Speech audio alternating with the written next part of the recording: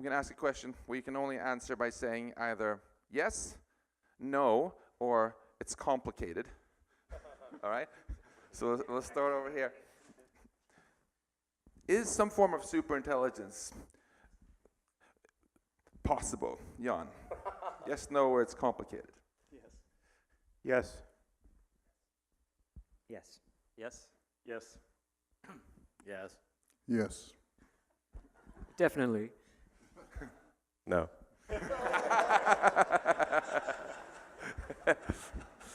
This was disappointing. We didn't find any disagreements. Let's try harder. Just because it's possible doesn't mean it's actually going to happen. So before I asked if superintelligence is possible at all, according to the laws of physics, now I'm asking, will it actually happen? Yes, no, or it's complicated? A little bit complicated, but yes. Yes, and if it doesn't, something terrible has happened to prevent it. That's what I meant.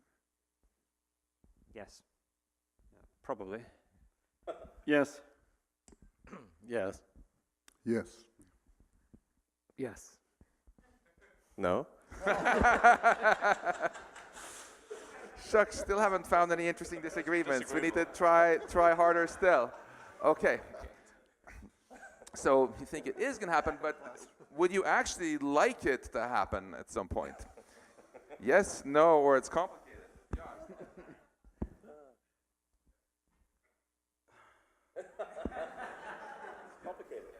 Complicated, leaning towards yes. It's complicated. Yes. Yes. It's really complicated. Yes. It's complicated. Very complicated. Like, depends on which kind. All right. So it's getting a little bit more interested. When I think we had a really fascinating, when is it going to happen? Well, we had a really fascinating discussion already in this morning's panel about when we might get to human level AI. So that would sort of put a lower bound. In the interest of time, I think we don't need to rehash the question of when going beyond that might start. But let's ask a very related question to the one that just came up here. Namely the question of, well, if something starts to happen, if you get some sort of recursive self-improvement or some other process whereby intelligence and machine starts to take off very, very rapidly, there's always a time scale associated with this. And there, I hope we can finally find some real serious disagreements to argue about here. Some people have been envisioning this scenario where it goes boom, and things happen in days or hours or less, whereas others envision that it will happen, but it might take thousands of years or decades. So if you think of some sort of doubling time, some sort of rough time scale on which things get dramatically better, what time scale would you guess at, Jan? Starting now or starting with human level? No. So once we get to human level AI or whatever point beyond there or a little bit before there, where those of you where things actually start taking off, what is this sort of time scale? Any explosion, as a nerdy physicist, has some sort of time scale, right, on which it happens. Are we talking about seconds or years or millennia? I'm thinking of years, but it's important to act as if this timeline was shorter. Yeah, I actually don't really trust my intuitions here. I have intuitions that we're thinking of years, but I also think human level AI is a mirage. It's going to be suddenly better than human, but whether that's going to be a full intelligence explosion quickly, I don't know. I think it partly depends on the architecture that ends up delivering human level AI. So it's the kind of neuroscience inspired AI that we seem to be building at the moment that needs to be trained and have experience and other things to gain knowledge. It may be on the order of a few years, so possibly even a decade.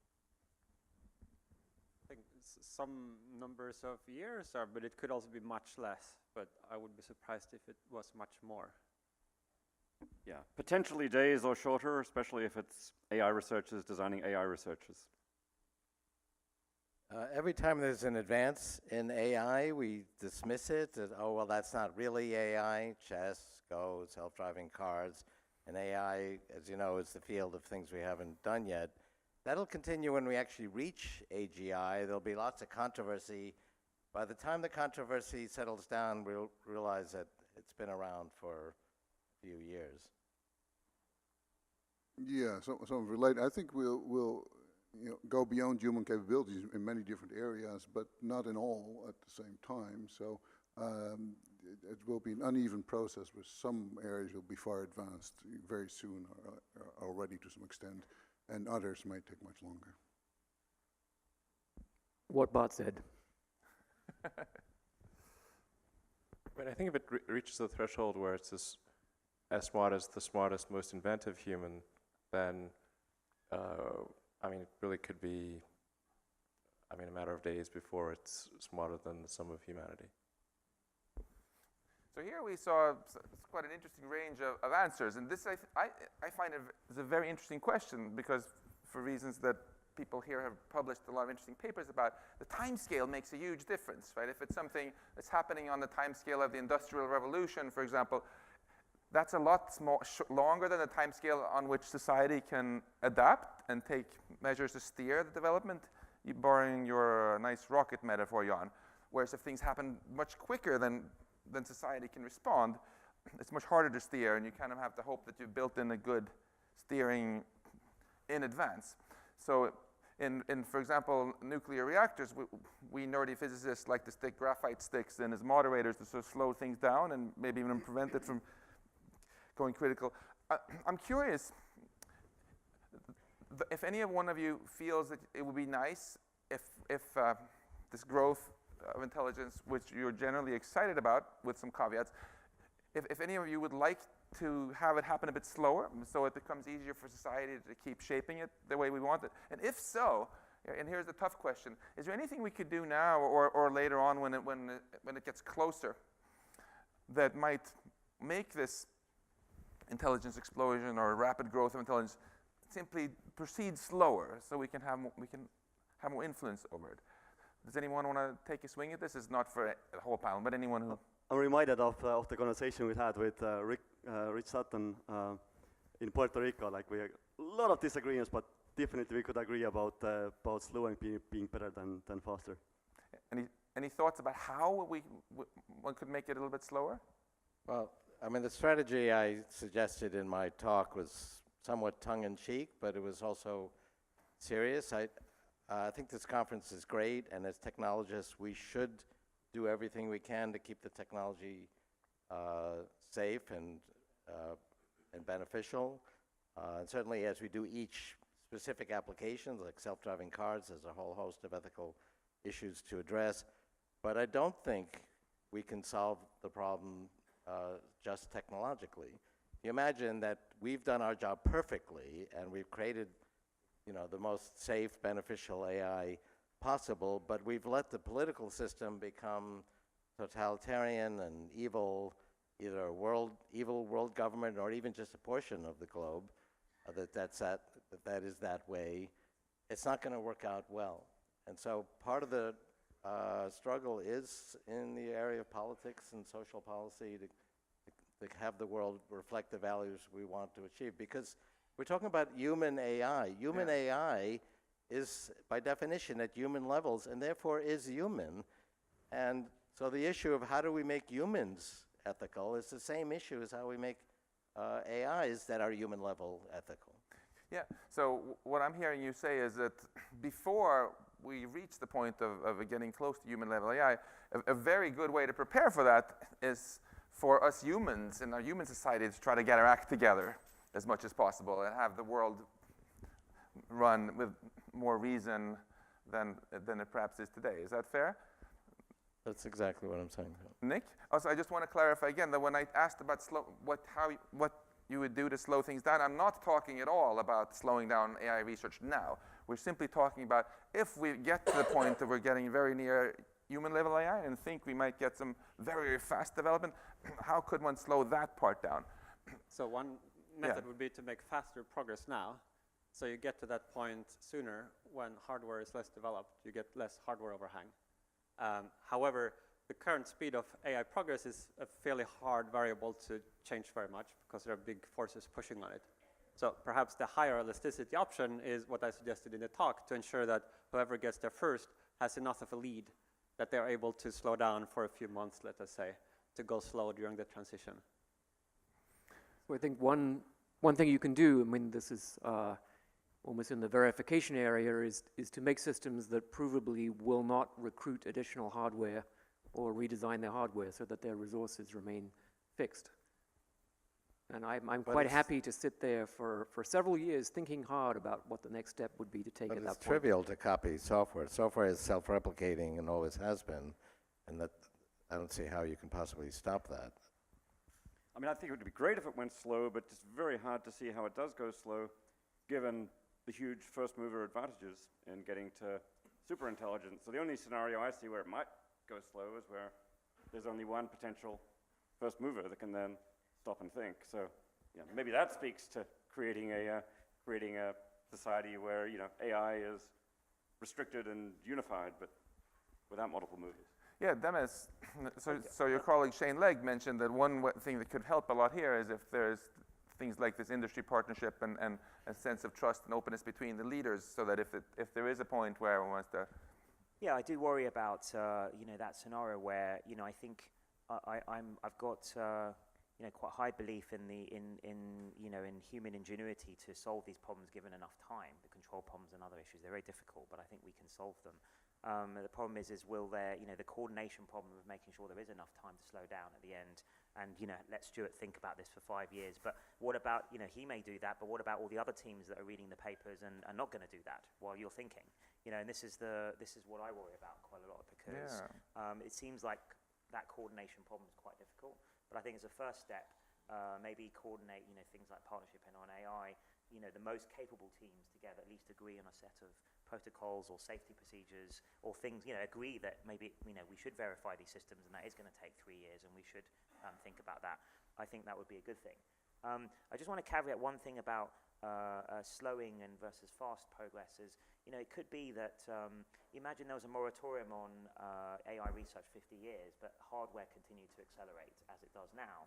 We could, you know, this is sort of what Nick's point was, is that there could be a massive hardware overhang or something where then AI actually, many different approaches to AI, including seed AI, self-improving AI, all these things could be possible. And, you know, maybe one person in their garage can do it. And I think that would be a lot more difficult to coordinate that kind of situation. So I think there's some argument to be made where you want to make fast progress when we're at the very hard point of the S-curve, where actually, you know, you need quite large teams, they have to be quite visible, you know who the other people are, and, you know, in a sense, society can keep tabs on who the major players are and what they're up to. You know, as opposed to a scenario where, say, in 50 or 100 years' time, when, you know, a kid in their garage could create a seed AI or something. Yeah, Bart, one last comment on this topic. So since I think that this process will be a very irregular process, and some tasks will be far advanced and other tasks will be going quite slow, I'm sort of hoping that when society sees something like fake video creation, or where you create a video where you have somebody say made up things, and that society will actually realize that there are these new capabilities for the machines, and we should start taking the problem as a society more seriously before we have full and general AI. We'll use AI to detect that. So you mentioned the word worry there, and you, Nick, went a bit farther. You had the word doom written on your slides 3 times. No wonder there was 1 star on Amazon, and I rated it. And that it was even in red color. I think it's just as important to talk about existential hope and the fantastic upside as downside, and I want to do a lot of that here. But so let's just get some of those worries out of the way now, and then return to the positive things. So I just want to go through quickly and give each one of you a chance to just pick one thing that you feel is a challenge that we should overcome, and then say something about what you feel is the best thing we can do right now to try to mitigate it. Do you want to start, Jan? To mitigate what? To mention one thing that you're worried could go wrong, and tell us about something constructive that we can do now that will reduce that risk. Oh, although I do think that the AI arms races, I see like a lot of like good.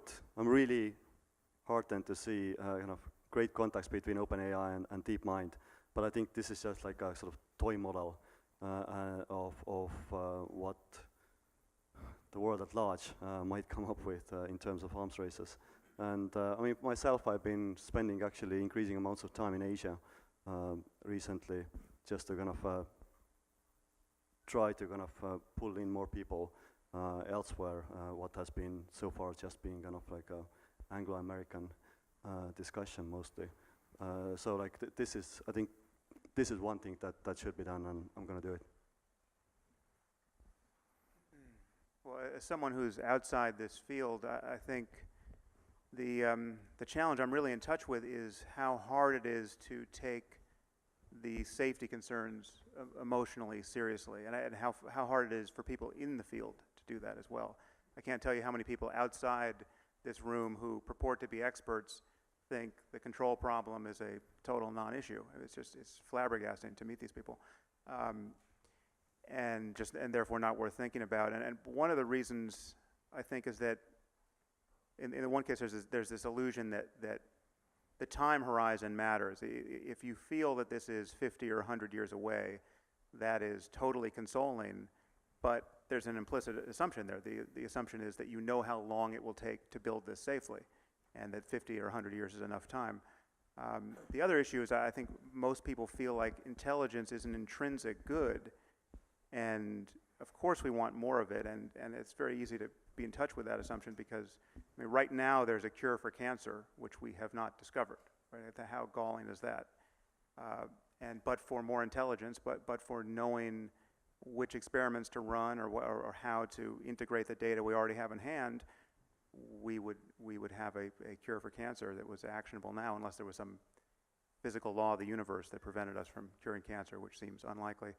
So the pain of not having enough intelligence is really excruciating when you focus on it. But and I think to your previous question of doing this quickly becomes an intrinsic good, provided we have solved the alignment problems and the political problems and the chaos that would follow if we were just if we did it quickly without solving those problems. So I think it's the thing that is alarming is how ethereal these concerns are, even to those who have no rational argument against them. So Sam, it sounds to me like you're agreeing very strongly with what Shane Legg said, that there is, in some circles, there's still the strong taboo that, you know, don't even consider the possibility that we might get AGI because it's just absolutely ridiculous. And he was arguing that if the sooner we can get rid of this taboo, the sooner people can get to work and find all these really helpful solutions and answers that we need. So suppose for a moment that I came up to you and I said to you, this idea of superhuman intelligence just sounds absolutely ridiculous. It sounds completely nuts. And by the way, I've never seen your TED Talk. You know, and we're in an elevator. You have only 30 seconds to persuade me to take this more seriously. What would you say? And a lot of people who are here will have this exact conversation with colleagues and others in the future. Well, there are very few assumptions you need to make to take this seriously intellectually. Again, the emotional part is a separate piece. But if you assume that intelligence is just on some level the product of information processing in a physical system, and there are very few people who dispute that who are scientifically literate at this point, and you assume that we will continue to improve our information processing systems unless something terrible happens to us to prevent that, and that seems like a very safe assumption, then it is just a matter of time before we instantiate something that is human level and beyond in our computers. And again, the time horizon is only consoling on the assumption that we know we have enough time to solve the alignment problems and the political problems that we got. I mean, the other thing that's humbling here that Ray brought up at one point is that even if we were handed a perfectly benign, well-behaved AI just from God, you know, we're given a perfect oracle, we're given a perfect inventor of good technology. Given our current political and economic atmosphere, that would produce total chaos. We just we don't have the ethical or political will to share the wealth. We don't have the political integration to deal with this thing being given to Silicon Valley and not being given at the same moment to China or Iran. So there's just, it's alarming that the best case scenario currently, basically just ripping out 80% of Nick's book because we've solved all those problems, is still a terrifying one. And so clearly that's a near-term thing that we have to solve. Thank you, Sam. So Demis, do you want to tell us about one thing that you feel is a challenge and say something about what we should focus on now to I think tackle it? I think it's, I agree with both statements already said that, so I think the coordination problem is one thing where, we want to avoid this sort of harmful race to the finish where, corner cutting starts happening and things like safety are easy things to the things will get cut because obviously they don't necessarily directly contribute to AI capability. In fact, they may hold it back a bit by making a safe AI. So I think that's going to be a big issue on a global scale, and it seems like that's going to be a hard problem when we're talking about national governments and things. And I think also, we haven't thought enough about the whole governance scenario of how do we want those AIs to be out in the world, how many of them, and how will they, who will set their goals, all these kinds of things, I think needs a lot more thought, once we've already solved the technical problems. I think it's wonderful that you're not just saying these things, but actually doing these things, since you played a leading role in setting up the partnership on AI here, which goes exactly in the direction of what you're advocating here. Do you want to pass it off to Nick? I'm sure there's nothing at all you're worried about, right?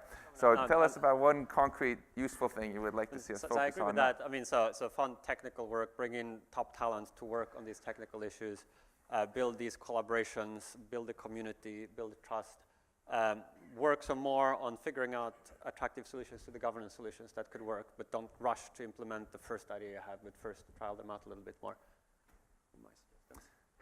So yeah, I think a lot about consciousness. So I was really struck by the sentience caution in my list of principles here that said avoid strong assumptions about the distribution of consciousness in AIs, which I take it entails avoid assuming that any human level or superhuman level AGI is going to be conscious.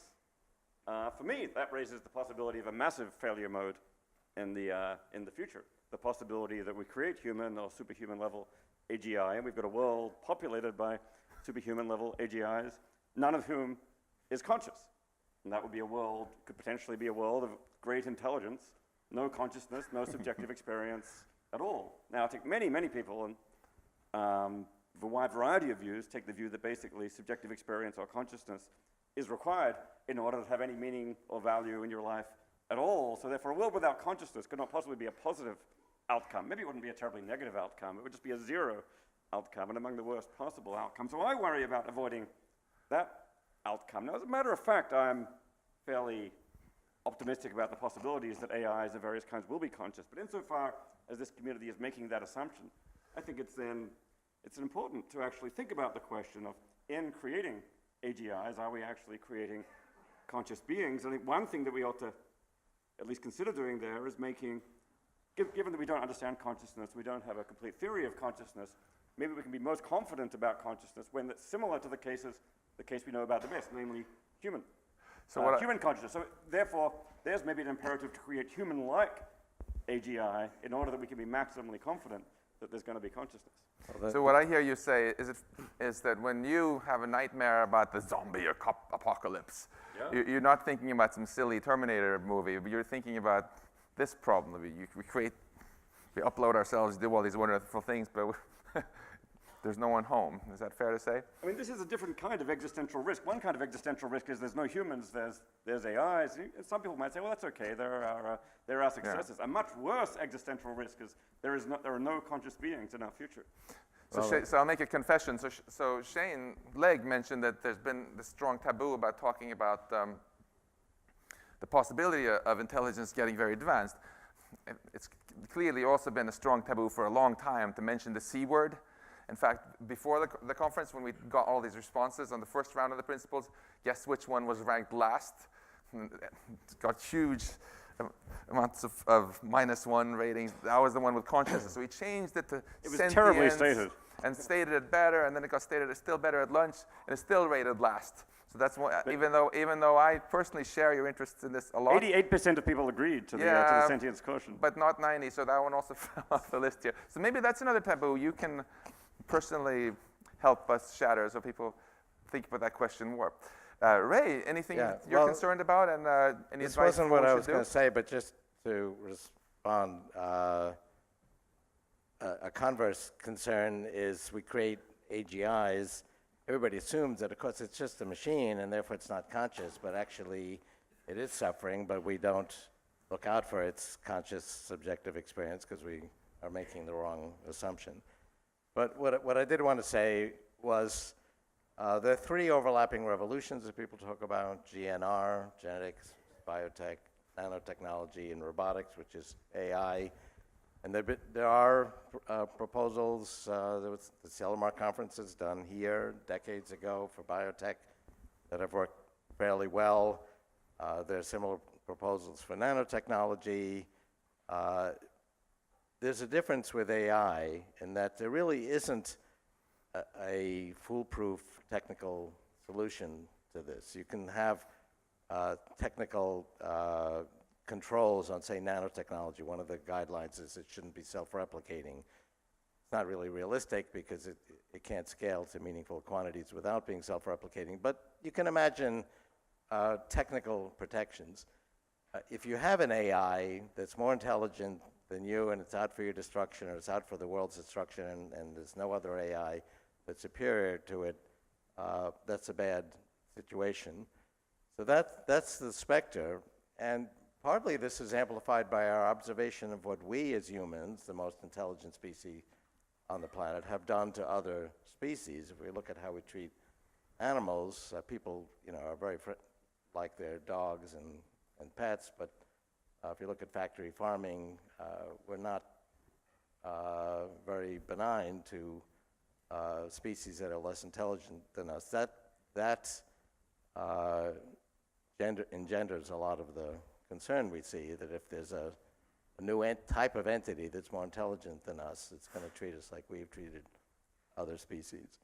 So that's the concern. I do think what we're doing at this conference is appropriate. I wanted to mention that I think we should publish these guidelines the way the Cellamar guidelines in biotech were published decades ago, and then you can have an opt-in, opt-out, but I think we should actually say we had this conference and the AI leadership community has come up with these guidelines, and people can respond to them and debate them, and then maybe at the next conference we'll revise them. The Cellamar biotech guidelines have been revised many times. But I would advocate we actually take a stand and put forth these guidelines, and then let the whole community at large debate them, and have them guide our research. It's actually worked quite well in biotech. Bart? Okay, yeah, so let me give a little different perspective. So one concern I have at a high level is these machines become really smart, or even in certain areas, can humans still understand what decisions that they suggest or that they make? And I work in the field of automated reasoning, where we have significant advance last 2 decades, going from problems with a few hundred variables to problems with millions of variables being solved now quite routinely. And there was a sense in the community, well, that we're getting answers from these reasoning engines, mostly hardware, software verification problems, but humans can no longer understand these answers. In the last few years, people have actually discovered that you can use the machine to generate explanations for their answers that are, again, human understandable. So I see sort of a glimmer of hope that maybe even if we have much less intelligence, we may be able to understand solutions that machines find for us, and we could not find these solutions, but they may be able to provide explanations that are accessible to us. So that's a little positive note. Thank you. Stuart? So there are two things that keep me awake at night, other than email. So one is the problem of misuse and bad actors. To take an analogy, it's as if we were building nuclear weapons and then delivering them by email to everybody on the planet, saying, here's a toy, do what you want. How do we counter that? I have to say, I don't really have a good solution. I think one of the things we have to do is to make designs for safe AI very clear and simple, and sort of make it unthinkable to do anything other than that, right? Just like it's unthinkable to have a program with an infinite loop that produces a spinning pizza of death on your, well, it's unthinkable to have a buffer overflow that allows your software to be hacked into.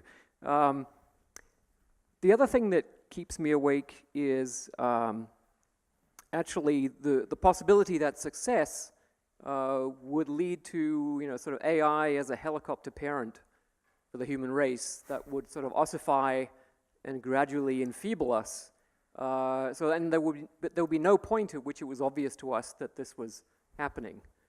And I think the mitigation which you asked for, to look on the bright side, is that in some sense the meta value of human evolvability, right? The freedom to change the future is something that the AI needs to adopt. And in some sense, that would result eventually in the AI receding into the background and saying, okay, now I've got you through your adolescence. Now it's time for the human race to grow up, now that we have the capabilities to eliminate scarcity, to eliminate needless conflict and coordination failures and all those things that we suffer from right now. So I could imagine a distant future where, in fact, AI is perhaps even less visible than it is today. Great. Finally, you, Elon, as far as I know, never ever expressed any concerns about AI, right? I'm just wondering if It'll be fine. if there is any concerns you, in particular, any concerns that where you see there's a very clear thing we should be doing now that are going to help. Well, I've been trying to think of like, what is an actual good future? What does that actually look like? Or at least bad, or how you want to characterize it. Because to a point that was made earlier, I think maybe by Sam and maybe by others, that we're headed towards either superintelligence or civilization ending. Those like the two things that are like that'll happen. Intelligence will keep advancing. The only thing that would prevent it from advancing is something that puts civilization into stasis or destroys civilization. So then we have to figure out what is a world that we would like to be in, where there is this digital superintelligence. I think and then another point that I think is really important to appreciate is that all of us already are cyborgs. So you have a machine extension of yourself in the form of your phone and your computer and all your applications. You are already superhuman. But by far, you have more power, more capability than the President of the United States had 30 years ago. If you have an internet link, you have an oracle of wisdom. You can communicate to millions of people. You can communicate to the rest of Earth instantly. I mean, these are magical powers that didn't exist not that long ago.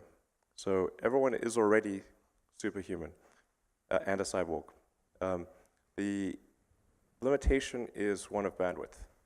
So we're bandwidth constrained, particularly on output.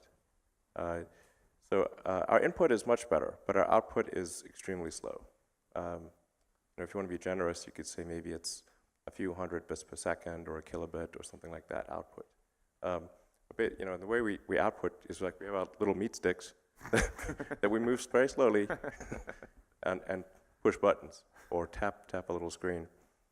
And that's just extremely slow. And compare that to a computer which can communicate at the terabit level. These are very big orders of magnitude differences. our input is much better because of vision. But even that could be enhanced significantly.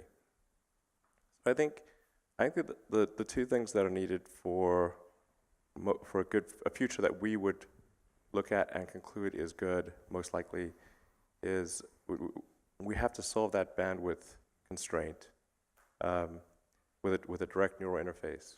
I think a high bandwidth interface to the cortex, so that we can have a digital tertiary layer that's more fully symbiotic with the rest of us. Like we've got the cortex and the limbic system, which seem to work together pretty well.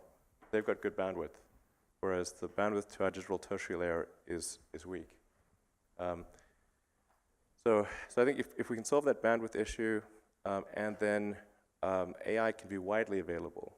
So AI, the analogy to nuclear bombing is not exactly correct. It's not as though it's going to explode and create a mushroom cloud. It's more like if there were just a few people that had it, they would be able to be essentially dictators of Earth, or whoever acquired it, and if it was limited to a small number of people, and it was ultra smart, they would have dominion over Earth. So I think it's extremely important that it be widespread, and that we solve the bandwidth issue. And if we do those things, then it will be tied to our consciousness, tied to our will, tied to the sum of individual human will, and everyone would have it. So it would be sort of still a relatively even playing field. In fact, it would be probably more egalitarian than today. Great, thank you so much. That's in fact the perfect segue into the last question I want to ask you before we open it up to everybody. Something I have really missed in the discussion about really advanced intelligence beyond human is more thought about the upside. We have so much talk about existential risk, and not just in the academic context, but just flip on your TV, check out Netflix. What do you see there in these scientific visions of the future? It's almost always dystopias, right? For some reason, fear gives more clicks than positive visions. But if I have a student coming into my office at MIT asking for career advice, the first thing I'm going to ask her is, where will you want to be in 20 years? And if she just says, well, maybe I'll get cancer, maybe I'll get run over by a bus, that's a terrible way to think about career planning. Right? I want her to be on fire and say, my vision is I want to do this. And here are the things that could go wrong, and then you can plan out how to avoid those problems and get it. I would love to see more discussion about the upsides, the futures we're really excited about, so we can not just try to avoid problems for the sake of avoiding problems, but to get to something that we're all really on fire about. So to start off, I'll just tell you something that makes me really excited about advanced artificial intelligence. Everything I love about civilization is a product of intelligence. If we, for some reason, were to say, well, I'm scared about this technology thing, let's just press pause on it forever. There's no interesting question about if we're going to have human extinction. The question is just when. Is it going to be a super volcano? Is it going to be the next dinosaur killing class asteroid? The last one happened 60 million years ago, so how long is it going to be? Pretty horrible future to just sit and wonder when we're going to get taken out here without the technology, when we know that we totally have the brain power to solve all these problems if we proceed forward and develop technology. So that was just one thing that makes me very excited about moving forward rather than pressing pause. I want to just ask the same question to all of you guys in turn. So tell us just pretty briefly about something that you are really excited about, some future vision you imagine with very advanced artificial intelligence that you're really excited about, that you would like to see. Jan? So I want to be careful when I imagine concrete fruits of AGI. Like on a meta level, I think as a first approximation, I think we should just maximize the amount of fun and minimize the amount of suffering. I think Eliezer has written a sequence called Fun Theory, where he points out that people have been horrible imagining and very kind of unimaginative imagining paradises of various sorts. They're just like really boring places, actually, when you think about them. I think Eddie Izzard has this sketch where he says, like, it was hard to spend like 1 weekend with my relatives. Like, imagine spending like eternity with your dead relatives. So, like, I think we should like kind of be concerned about side effects and try to kind of capture dynamics of improvement and basically go from there. Make sure that we kind of adjust the trajectory as we get smarter and more grown together. Great, thank you, Jan. Sam, what do you get excited about? Well, strangely, what excites me is just really just abuts the parts that scare me the most. I think what is nice about this conversation, in particular about the alignment problem, is that it's forcing us to realize that there are better and worse answers to questions of human value. And as someone said, perhaps at this last meeting in Puerto Rico, that we really have to do philosophy on a deadline. And we have to admit to ourselves that there are better and worse answers, and we have to converge on the better ones. And what would excite me about actually the birth of superintelligent AI, one of the things, apart from solving obvious problems like curing disease and energy issues and all the rest, but is perhaps differs a little bit with what Stuart said. I am not so worried about idiocracy or all of us just losing our way as apes and living unproductive lives in dialogue with these oracles. I think actually I would want a truly value-aligned superintelligence to incrementally show us, not merely conserve what we want, but show us what we should want, to keep improving our values so that we can navigate in the space of all possible experiences and converge on better and better ones. Thank you, Sam. What about you, Demis? So, I mean, obviously, this is why I spent my whole career working on this, is that I think if we do this right, it's going to be the greatest thing ever to happen to humanity, and in some ways, I think, unlock our full potential. I mean, I've talked a lot about, in all my talks, about using it as a tool to help us make science and medical breakthroughs faster. I think that's an obvious one.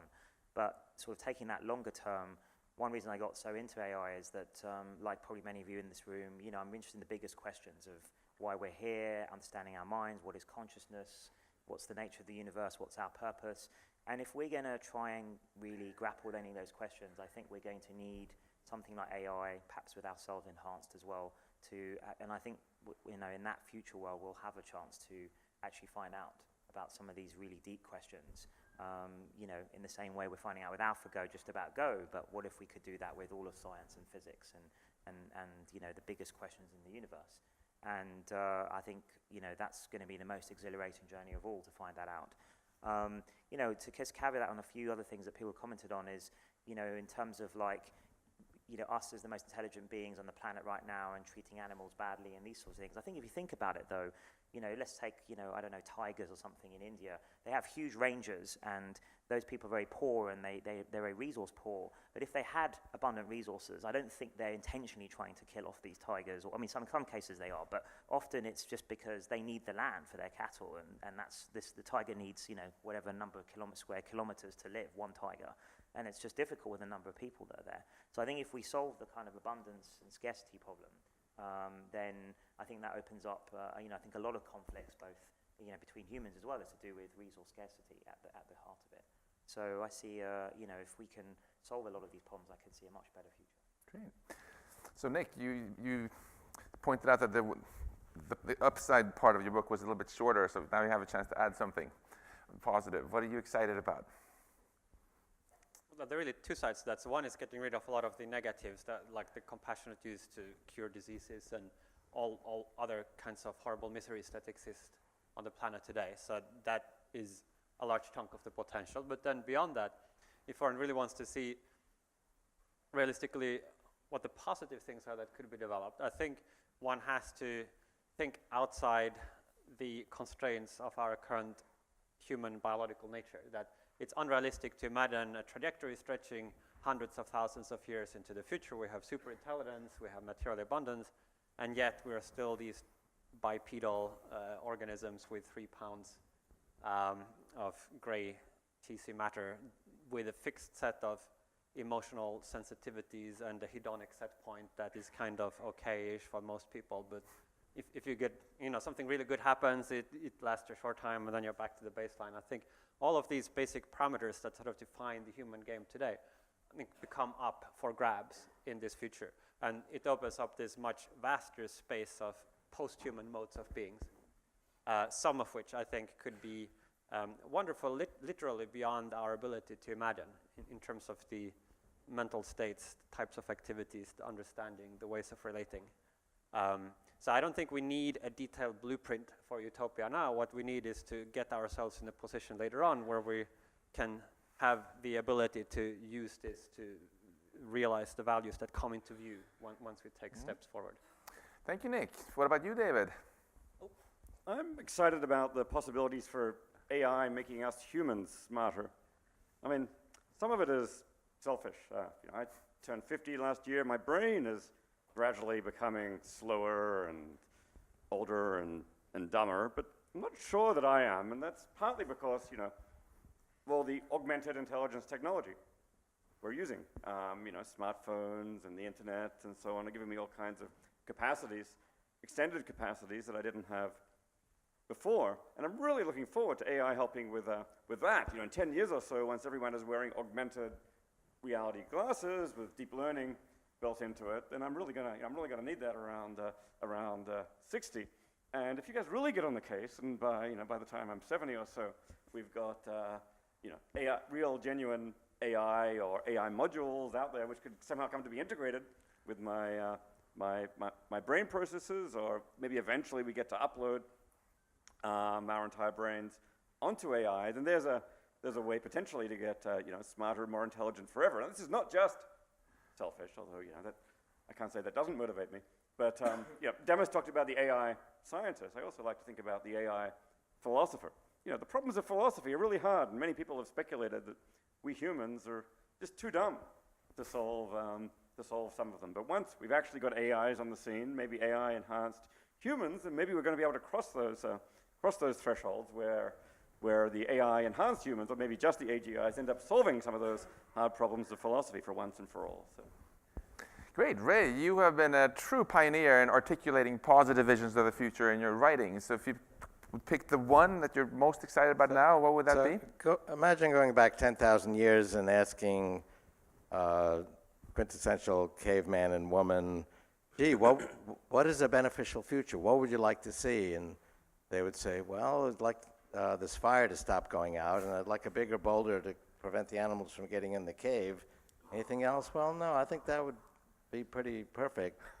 Well, don't you want a better website and apps and search engines? And imagine going back 2 million years ago and talking to primates, if you could do that, and saying, isn't it great? The frontal cortex is coming, and we're going to have additional neocortex and hierarchy. And they say, well, what's the point of that? And say, well, you'll have music and humor. And their answer would be, what's music? What's humor? So they couldn't imagine concepts that they couldn't imagine. And by analogy, I think we will have new phenomena that are as profound as music and humor. You could call it more profound music and will be funnier, but I think it'll be as profound as these great leaps that evolution has brought us, because we will become profoundly smarter. And if music and humor are up here and we go to even higher levels of the neocortex, we're going to have more profound ways of expressing ourselves. And once we have that, we would not want to go back. What about you, Bart? Well, I pretty much agree with that. We can't really predict much in advance what we would like to have. For myself personally, I see the developments in mathematics and discovering and science and discovery, and computers are just the hybrids of human computers there is quite incredible, and makes what we do much more exciting. So I think that will be in the near future the first thing. Great. And what about you, Stuart? Well, so like Jeffrey Sachs, I think that for many of us, and probably like the caveman, that for many of us life is pretty amazing, and for many more of us it isn't. And I think the best thing that AI can do, the big upside, is actually to fix the latter problem. I mean, I love Nick's feeling that there are higher states of being that are so far above our current pretty good that balances out all the pretty bad that a lot of people are suffering. But I really think the emphasis should be on the pretty bad and fixing it. And eliminating, so Demis was reading my notes apparently from across the room, but eliminating the scarcity basically eliminates the need for people to act in a zero-sum fashion, where they can only get by making it less possible for someone else to get by. And I think that's the source of a lot of the nastiness that Jeffrey mentioned earlier. So I think that would be my main upside, and not having to read so much email. That would be the second. And for you, Elon, you've never articulated any visionary ideas about the future, as far as I know, either. What about now? I think I just, I have thought about this a lot, and I think it just really comes down to two things, and it's the solving the machine brain bandwidth constraint and democratization of AI. I think if we have those two things, the future will be good. There's a great quote by Lord Acton, which is that freedom consists of the distribution of power and despotism in its concentration. And I think as long as AI power is, like, anyone can get it if they want it, and we've got something faster than meat sticks to communicate with, then I think the future will be good. Fantastic. So let's get in. I know your caffeine levels are dropping dangerously low, and we also have another panel after this, which is going to be really exciting to listen to. So let's do just a few quick questions. Make sure that they are actually questions, and say your name, and also pick one person on the panel and address it just to them. Okay? Joshua. Joshua Benjo, Montreal, and it's for Jan. I found your presentation very inspiring, and one question I have is related to the question of eliciting preference and values from people.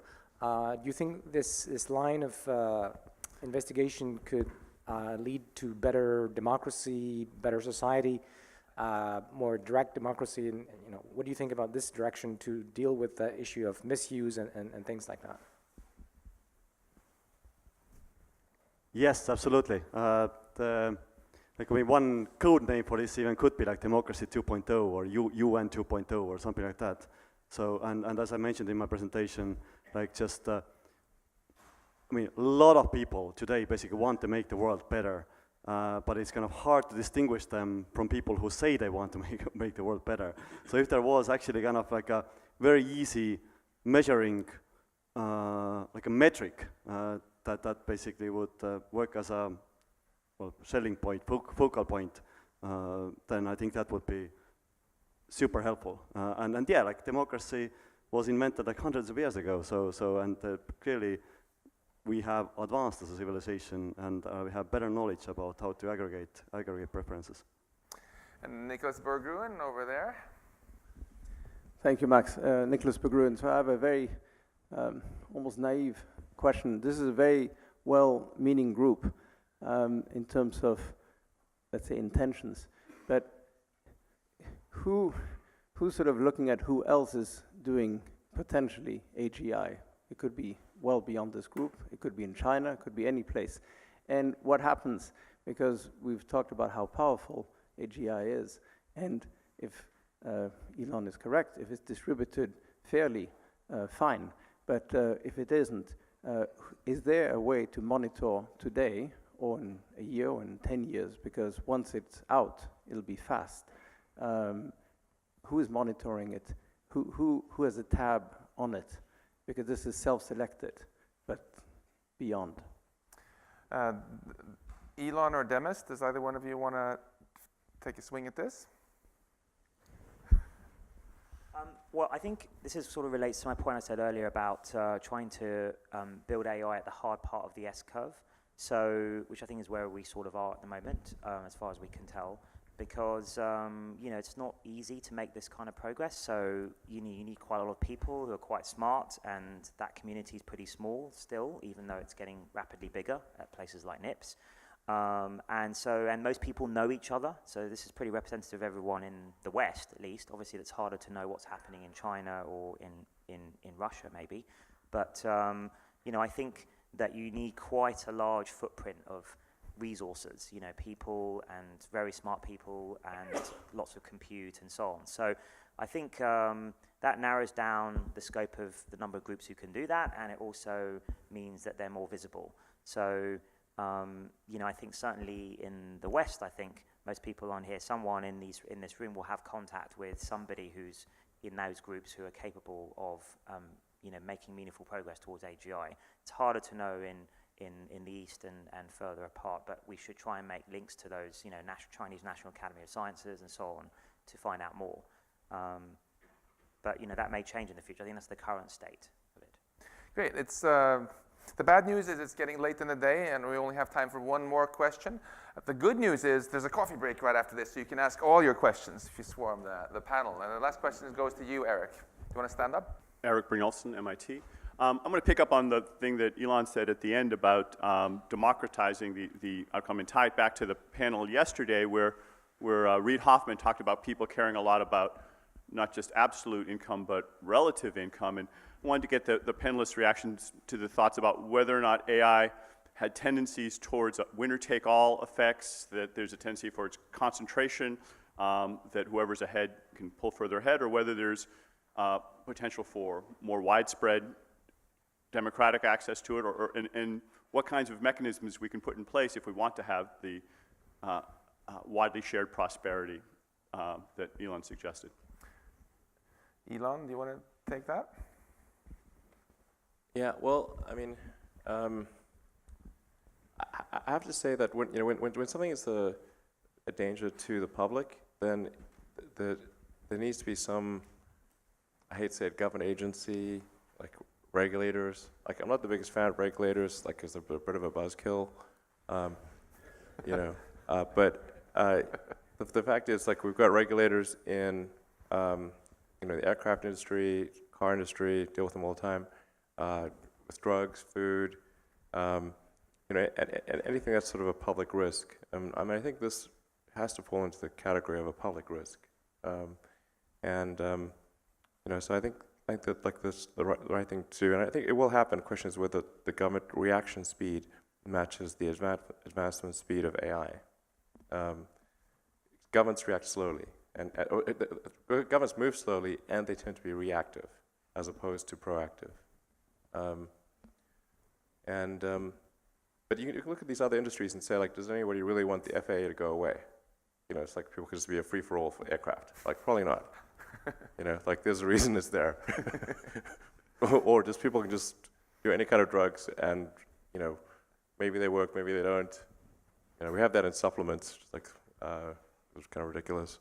But I think, like, on balance, FDA is good. So I think we probably need some kind of regulatory authority, and I think it's like the rebuttal to that is like, well, people will just like move to freaking Costa Rica or something. That's not true.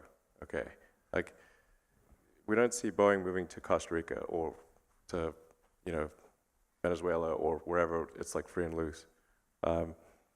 To Demis's point, the AI is overwhelmingly likely to be developed where there is a concentration of AI research talent. And that happens to be in a few places in the world.